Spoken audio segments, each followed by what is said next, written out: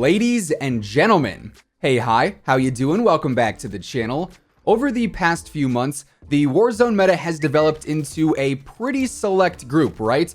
You've got the Grau 5.56, probably the #1 weapon in the game. The M4 is obviously a beast. The MP5 is probably the #1 SMG. This meta has pretty much been the wave for the majority of Warzone's lifespan.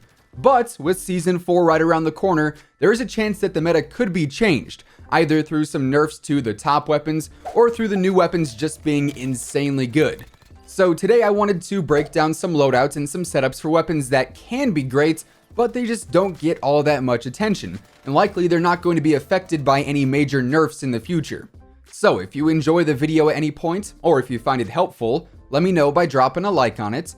And of course, if you are new to the channel, I am always covering the latest news, intel, class setups, updates, pretty much everything regarding Call of Duty. You'll find it right here. So feel free to subscribe with your notifications turned on to stay up to date with all of that stuff. Anyways, getting into loadout number 1, this class is all about the Kilo 141. This is of course the very first AR you unlock in the game, but it is so commonly overlooked for weapons like the Grau and the M4A1. And to an extent that is fair, the Grau is more consistent and versatile, it seems, right? But between the M4A1 and the Kilo, that is a lot closer of a battle. The Kilo is really great for, I guess, a handful of reasons, but mainly because it can hold its own in a wide range of fights, and it is fairly easy to use, especially compared to some of the other rifles that we've got.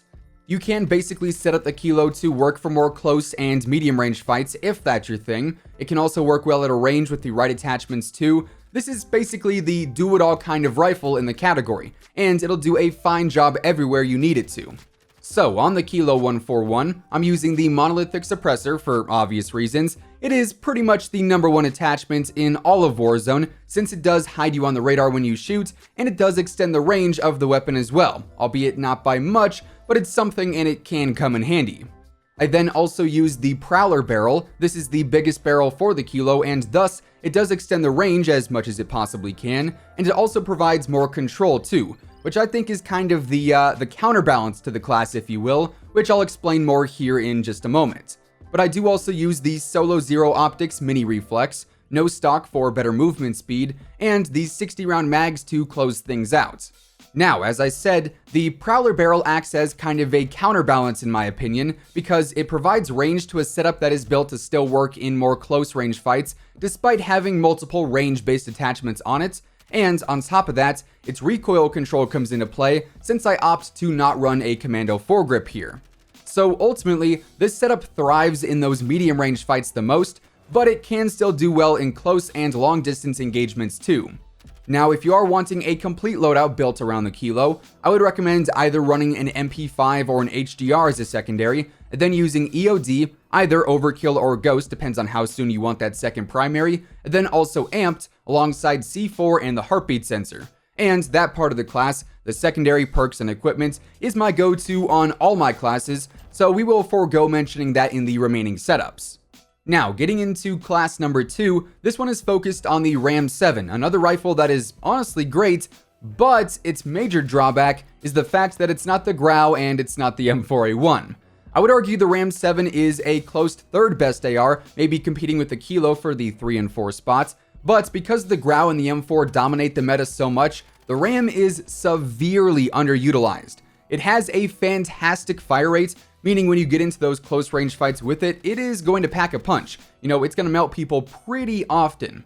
However, even though it is really good in CQC engagements, it can also be really effective in medium and long range fights as well. But I will admit it can be a bit harder to control at those longer ranges because the fire rate does cause some minor recoil, but really it's not anything too crazy either. All around, the Ram is a very good weapon, if you know how to play to its best aspects.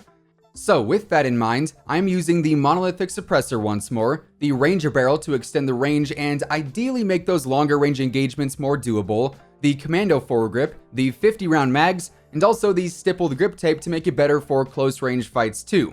So you're adding some bonuses to each end of the spectrum here, I guess you could say, close range and long range, which results in a really fun and effective weapon at the end of the day. Now, the next class that we've got is one that honestly I just enjoy using because it's fun, it's different, and it is definitely not something you see many people using. And of course, here I am talking about the Uzi. The Uzi has a notorious record of being the worst SMG in the game, but with the right setup on it, I would argue that, because while it is not the most optimal SMG we have, it's definitely not the worst in a handful of engagements. The Uzi actually has decent damage and decent range. The only thing is, it doesn't have a huge magazine, at least through the option we pretty much have to use to make it worth using, so unfortunately it's not a rusher's best friend, but it's also not bad by any means. So on the Uzi, I've got the giant monolithic suppressor. Not sure why it is so big on the Uzi specifically, but hey, I guess it just adds more fun to the setup as a whole. Then I've got the carbine barrel, but I have heard the carbine pro barrel is better. I just can't unlock mine because my challenge won't work. However, if you do have it as an option, go with that instead. Then I use the Merc foregrip, the 41 AE rounds, which really give the Uzi the power it needs to compete, and also the stippled grip tape once more, since we do lose some mobility with the other attachments. So this helps counter those cons, and it keeps it lightweight and agile. Again, this is not the world's best SMG, but it is a great setup that is incredibly satisfying to do well with. Then, class number 4 for today is built for the P90, another SMG that is really good. I would argue better than the Uzi, but just slightly worse than the MP5 and the MP7. So here's the thing, the P90 has a larger magazine by default, so you don't need any extended magazine. Well, actually, no such attachment actually exists, so that solves that problem entirely. Plus, it is also fast and has a great fire rate, so this can be used really well in CQC fights. I would honestly use this as more of a secondary on a class that has an M4 or a Grau or even a Kilo or a Ram 7 primary, but it is viable as a primary too if you are constantly playing up close and personal with the enemies. Now here I've got the monolithic suppressor, I know, huge surprise, the retribution barrel to extend the range and increase the control, the tac laser mainly for better speed, the fly strap stock which also increases the mobility too, and the stippy grippy as attachment number 5, which altogether yields some good pros in range and mobility, while also maintaining good control, meaning the P90 becomes incredibly consistent. Now, the final class that we've got today, class number 5, is all about the Bruen MK9 or Bruen MK9, which is the least LMG-like LMG that we have. Which, yeah, I know it sounds kind of weird, but I think the most ideal class for the Bruen turns it into more of an assault rifle rather than an LMG, and it's a pretty good hybrid at that. So here I use the monolithic suppressor. I've actually recently started using the Horizon barrel more for better range and control. It really doesn't have that much of a mobility decrease, so honestly no need to go any bigger than that. And then I use no stock to increase the mobility, the commando foregrip, and these 60 round mags, which really help increase the mobility and just make the Bruen a lot more friendly for a rushing playstyle. Now, I gotta say, from the moment that the Bruen was added into the game, I really liked it, and this setup is one of, if not the single most underrated class that we have in the entire game. You know, I feel like it's overlooked because it is an LMG, which typically are not great for rotations or for when engaging on the go, but all of that kind of gets tossed out the window with the Bruen because of how unique this class ends up feeling in game. So be sure to give this one a go if you are wanting to try out something new that's a bit different from the current on-meta weapons. Now, like I said earlier, Season 4 might end up changing the meta quite a bit. There have been rumors going around saying the Grau could get nerfed. Nothing official has been said, but I mean, we all know it is the #1 weapon in the game. The new weapons for Season 4 could be really good for all we know, and if there are any major adjustments in the meta, these 5 weapons that we have here should not be affected in any negative ways, so I would certainly recommend giving them a go.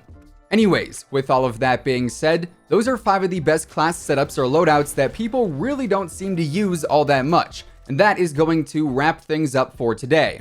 If you guys enjoyed the video, or if you just found it helpful, let me know by dropping a like on it.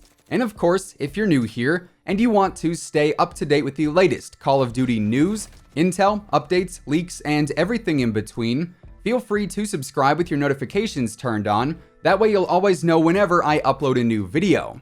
As always, if you want to check out any of my partners, be sure to use code IMMORTAL on all scuff, G Fuel, Control Freak, and Respawn products. All of those links can be found in the description below. And once again, thanks so much for tuning in.